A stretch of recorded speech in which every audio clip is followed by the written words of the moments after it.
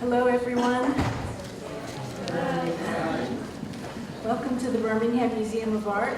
My name is Emily Hanna, and I'm the curator of the Arts of Africa and the Americas. And we're gathered here this evening in the context of an exhibition of Haitian art, which is upstairs. If you haven't had a chance to see it yet, please go up after the show. The museum will be open for a short period of time after Dr. Hebblethwaite's talk this evening. Really happy that you all made it out. Before I introduce Dr. Hebblethwaite, our speaker this evening, I want to thank two groups of people.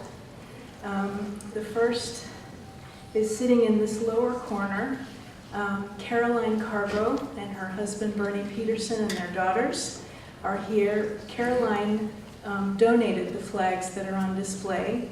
Her family, her parents have given many, many beautiful works of art to this museum. Dr. Robert Cargo and his wife Helen Cargo were Alabamians. He taught at the University of Alabama. He supported artists in our state. He collected quilts and folk art.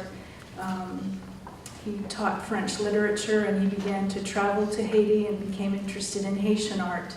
So we are very grateful to Caroline and her family and the late Robert and Helen Cargo for their generosity to our museum. Would you please join me in thanking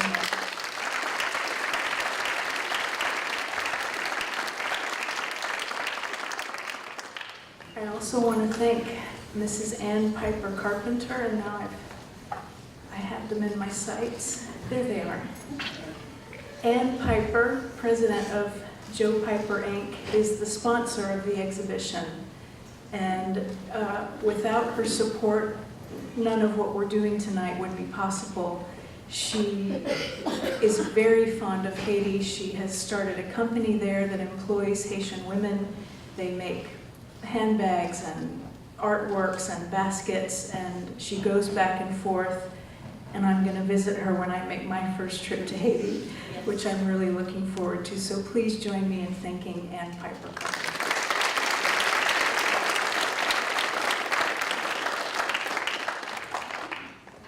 We have a real treat in store this evening. Dr. Ben Hebblethwaite is a specialist in Haitian Creole. He is a linguist whose lines of inquiry branch out in many directions. He teaches at the University of Florida in the Department of, or rather, he teaches Haitian Creole and Haitian and Francophone Studies. His PhD is from Indiana University. The title of his dissertation is so intriguing, I have to look it up and read it. It's about code switching among Miami Haitian Creole English bilinguals. So code switching, going back and forth, playing with language. He received an MA in 2002 in French linguistics from Indiana University, and before that an MA in French literature from Purdue. Why don't I put my spectacles on? Let's see. He is lead author of the book Vodou Songs in Haitian Creole and English, published by Temple University Press, and Une Saison en Fer, published by L'Harmattan. He has published articles on Haitian Creole, historical linguistics, language policy in Haiti, Haitian Creole literacy, bilingualism among Haitian Americans in Miami, and comparative religion. He has submitted for publication a book of Vodou songs, photographs, and compact discs called Roots of the Fig Tree, Vodou Music and Culture in Haiti. He is currently a student of the Arabic language and is working on a book project on Arabic and Islamic influences in contemporary French, German, and Dutch.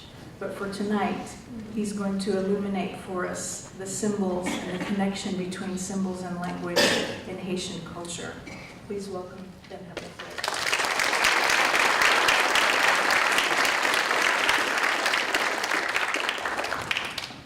Good evening, everybody.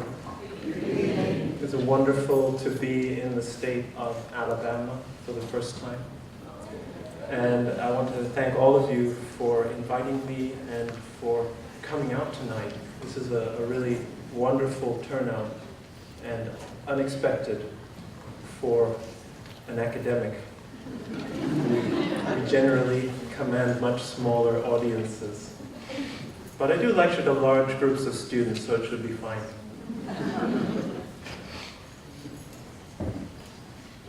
So as you can see, the title of my talk is Haitian Vodou Spirits, Ceremonies, Songs, and Sacred Objects.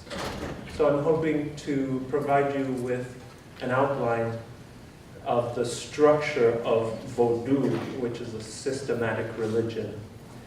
And in order to do that, today's presentation has the following parts. The first part, we will ask the question, who are the Haitian Vodou spirits? Who or what? What are the ceremonies dedicated to them? And we will have to use simply the Rada rite among the 21 prominent rites, but for the limited time that we have. We also want to know what are the cycles of salutation and their stations. So I'm hoping that this is new terminology for most of you, but it will be crystal clear within an hour. What are the features and objects found throughout the Rada rite? So we're going to do a close look at the segmentation and the properties of this rite. And we're going to look also then at the particularisms of the rite. What are the objects and features that occur in single cycles of salutation? So in a Vodou ceremony, there are elements that are continuous throughout the ceremony, and then there are particular elements that occur in only one cycle of salutation. So we'll take a look at that because those elements help convey a sense of what this religion is and how its practitioners worship. And then finally, hopefully, as we go along, we'll shed some light on the meaning of Vodou's inventory of objects and ritual organization. Right? So our first question is, what or who are the Haitian Vodou spirits? One of the ways that we can draw near to this tradition is to ask ourselves how Vodouists relate to spirits and to spirituality generally. So Vodouists pray. La prière is a fundamental verb and act in Vodou, and the prayer is directed at Bon Dieu, or God, and God's spirits. So we are dealing with a kind of monotheism or a kind of henotheism, and we'll talk about that momentarily more. Vodouists sing, chanter, in honor of the spirits. They beat drums to call spirits. They dance to celebrate spirits, but also to invite spirits to dance in their own minds. Vodouists also greet spirits, celebrate spirits. Vodou ceremonies are often called fête, and a fête in Creole and French is a party. So these are joyous occasions. They teach. So Vodou initiation, this is an initiatory religion. If we talk about religious typology, Vodouists are interested in teaching the students of Vodou the tradition, and that's what initiation is all about. It's a teaching experience or a learning experience. At the same time, Vodouists inherit spirits. So depending on your background, maybe you come from a Vodou family, in that case you would inherit the tradition. But of course that also entails teaching and learning. Vodouists, of course, initiate people in order to pair them with spirits. Depending on their personality type, they should have corresponding spirits. They serve spirits. So this is a very important verb because this is how Haitian Vodouists themselves refer to their religion. Sévillois, map Sévillois, which means I'm serving the spirits. Right? Vodouists don't generally refer to their religion as Vodou, although the word exists and has become more and more current over the last century among Vodouists.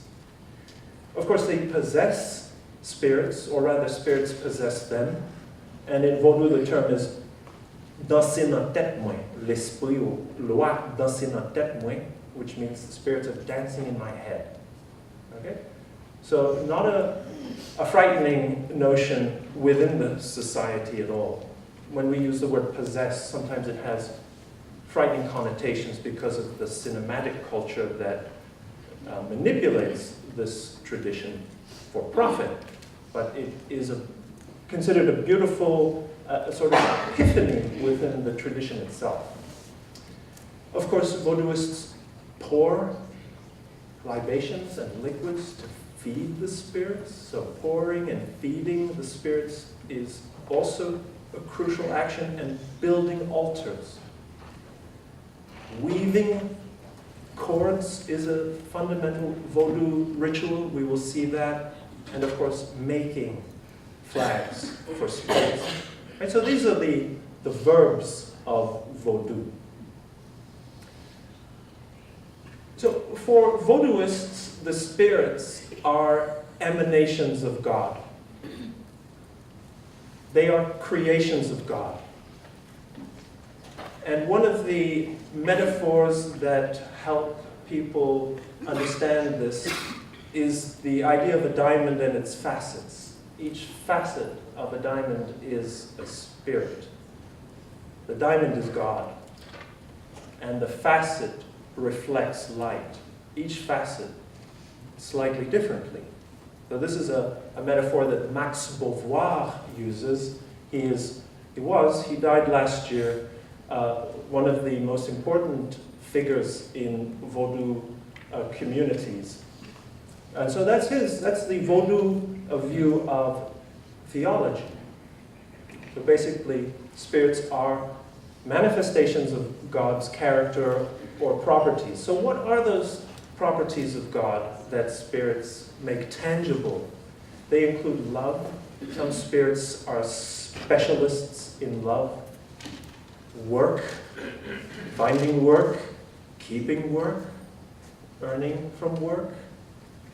Defending the nation, defending the community, defending the family is a crucial feature of Vodou, and there are spirits who specialize in those properties. Healing, the family. Some spirits literally represent the family or the Vodouist family. Power, governance, politics. For instance, Ogu, the spirit Ogu, this is his domain.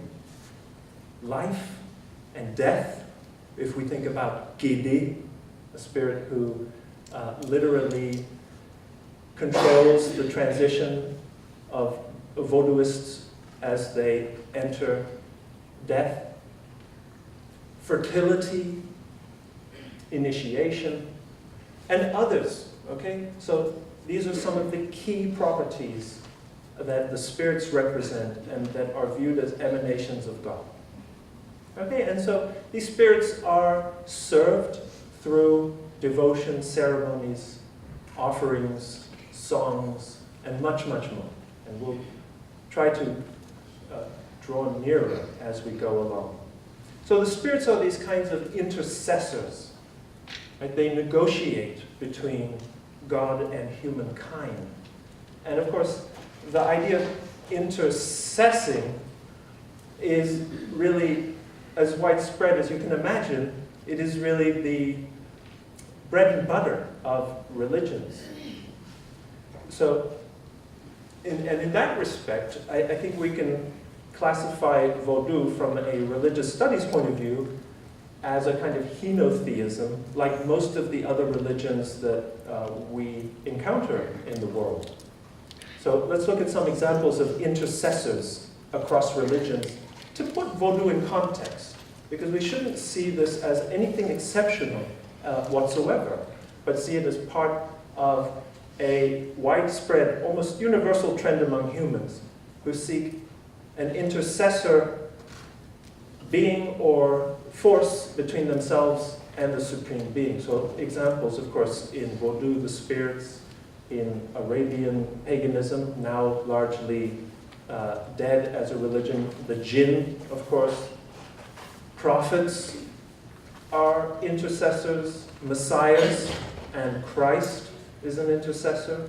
Angels, who also exist in Vodou as anges, and many times the spirits are treated like angels in Vodou. Saints, martyrs, Pope, or the Imam, particularly in Shia Islam, bishop and priest, right? Or in Vodou, the Atsi, the Ongan, and the Mambo. So Vodou shares this fundamental structure with all the religions that we study. So it's very important not to view Vodou as different or exceptional. It largely patterns with all the other religions in the world.